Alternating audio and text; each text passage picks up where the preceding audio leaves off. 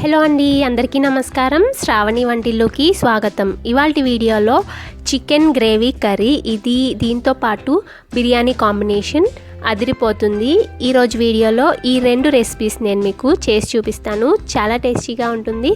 ఇవి రెండు నేను కుక్కర్లోనే టేస్టీగా, సింపుల్గా, తక్కువ టైంలో, తక్కువ ఇంగ్రీడియంట్స్తో అయిపోయే రెసిపీస్ని చూపించాలనుకుంటున్నాను.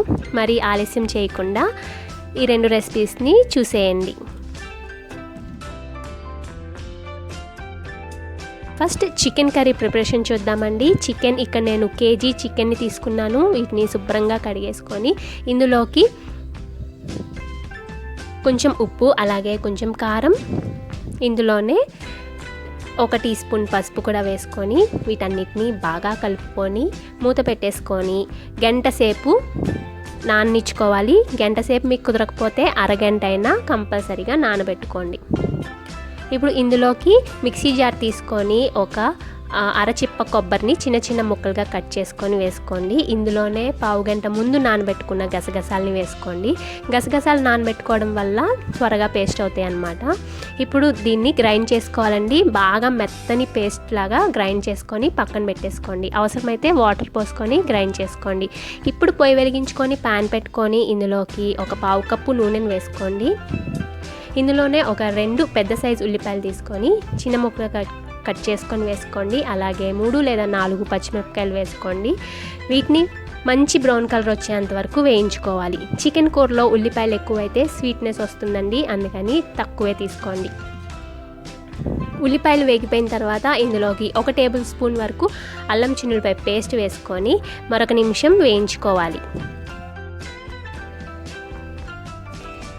అవి వేగిపోయిన తర్వాత మనం ఏదైతే చికెన్ కలిపి పెట్టుకున్నామో ఇప్పుడు ఆ చికెన్ని కూడా వేసేసుకోవాలి. వేసేసుకొని అన్నిటినీ ఒకసారి బాగా కలుపుకోండి.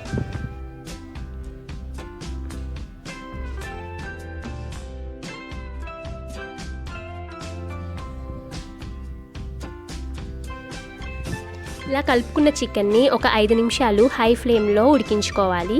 దాని తర్వాత ఇందులోకి ఒక పెద్ద టమాటా తీసుకొని చిన్న ముక్కలుగా కట్ చేసుకొని వేసుకోవాలి.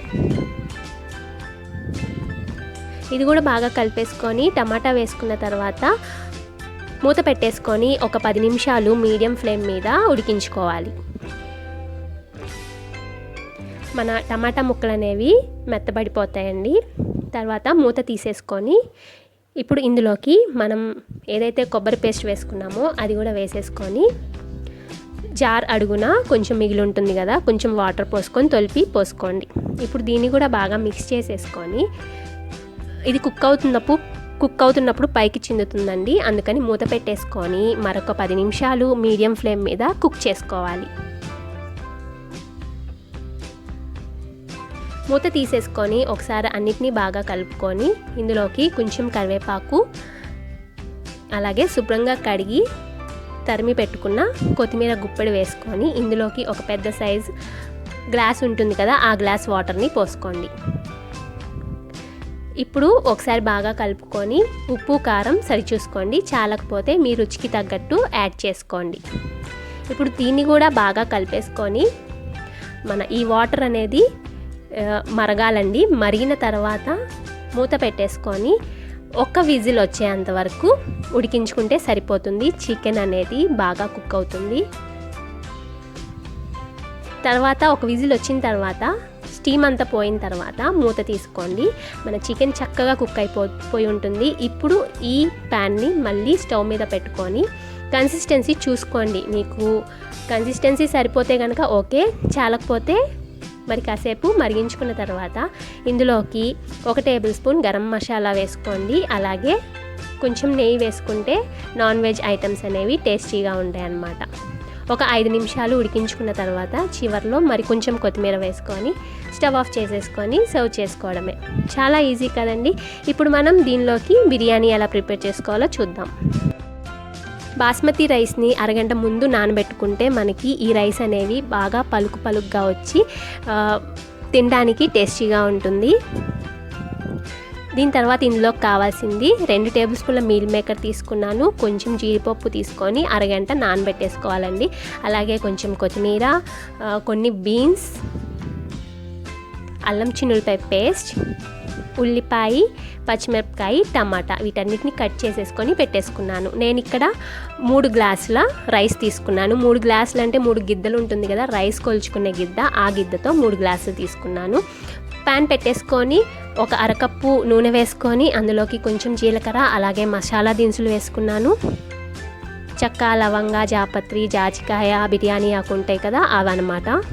మీ దగ్గర ఇవన్నీ అవైలబుల్ లేకపోయినా కూడా చెక్క, లవంగా, యాలక్కాయలు ప్రతి ఒక్కరి ఇంట్లో ఉంటుంది కదా, అవి వేసుకున్నా సరిపోతుంది. ఇప్పుడు ఇందులోకి ఒక పెద్ద ఉల్లిపాయ సన్న ముక్కలుగా కట్ చేసుకొని వేసుకోండి. అలాగే 2 లేదా 3 పచ్చిమిరపకాయలు చీలికలుగా కట్ చేసుకొని వేసుకొని బాగా బ్రౌన్ కలర్ వచ్చేంత వరకు వేయించుకున్న తర్వాత ఇందులోకి ఒక టమాటా అలాగే బీన్స్ ఇందాక మనం కట్ చేసి పెట్టుకున్నాం కదా, అవన్నమాట వేసేసుకొని కొంచెం ఉప్పు, కొంచెం పసుపు వేసుకొని బాగా మిక్స్ చేసేసి మూత పెట్టేసుకొని ఒక 5 లేదా 10 నిమిషాలు మీడియం టు లో ఫ్లేమ్ మీద కుక్ చేసుకోండి. అప్పుడు మనకి ఈ ముక్కలు అనేవి కొంచెం ఒక 80% వరకు ఉడికిపోతాయి అన్నమాట.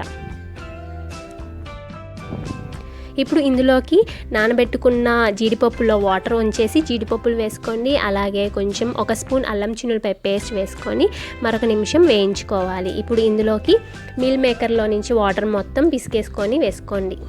మీల్ మేకర్ వాటర్లో వేస్తే వాటర్ పీల్చుకుంటాయి కదా, ఆ వాటర్ మొత్తం తీసేయాలండి. ఇప్పుడు ఇందులోకి ఒక 2 స్పూన్ల ఫ్రెష్ పెరుగుని గిలక్కొట్టుకొని వేసుకోండి.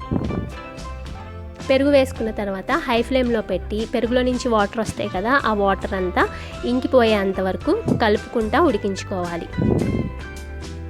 ఇప్పుడు మనకి వాటర్ మొత్తం డ్రైన్ అయిపోయిన తర్వాత ఎసరు పోసుకోండి. 1 గ్లాస్ బాస్మతి రైస్కి 2 గ్లాసుల ఎసరు అయితే కరెక్ట్గా సరిపోతుంది కుక్కర్లో. ఇక నేను 3 గ్లాసుల రైస్ తీసుకున్నాను కదా, 6 గ్లాసుల వాటర్ని పోసుకున్నాను.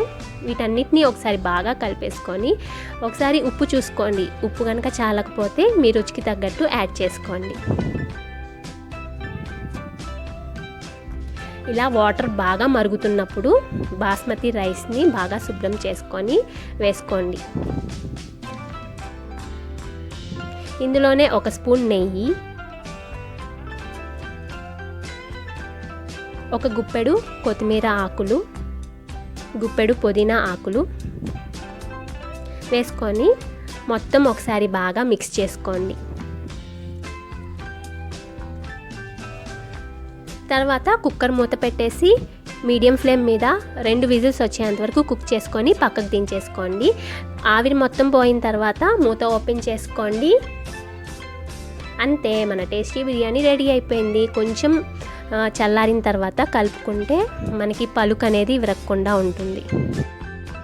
ప్రిపేర్ చేసుకోవడం మటుకు చాలా సింపుల్ అండి. చాలా తక్కువ ఇంగ్రీడియంట్స్తో ప్రిపేర్ చేసుకున్నాం మనము. చాలా టేస్టీగా ఉంటుంది. ఇందాక నేను చెప్పిన చికెన్ కర్రీ కాంబినేషన్తో ఈ బిర్యానీ తీసుకుంటే టేస్ట్ మటుకు అదిరిపోతుందన్నమాట. మీ ఇంటికి ఎవరైనా గెస్ట్స్ వచ్చినప్పుడు ఇలా ప్రిపేర్ చేసి పెట్టండి, మిమ్మల్ని మెచ్చుకోవడం గ్యారంటీ. వంట రాని వాళ్ళు కూడా ఈ 2 రెసిపీస్ని ఈజీగా ప్రిపేర్ చేసేసుకోవచ్చండి. సో మరి ఆలస్యం ఎందుకు, మీరు కూడా ప్రిపేర్ చేసుకొని మీకు ఎలా వచ్చిందనేది నాకు తప్పకుండా కామెంట్ చేయండి. మీకు కనుక ఈ రెసిపీ నచ్చితే లైక్ చేయండి, షేర్ చేయండి. మరిన్ని ఇలాంటి సింపుల్ అండ్ టేస్టీ రెసిపీస్ కోసం శ్రావణి వంటిల్లుని సబ్స్క్రైబ్ చేసుకోండి.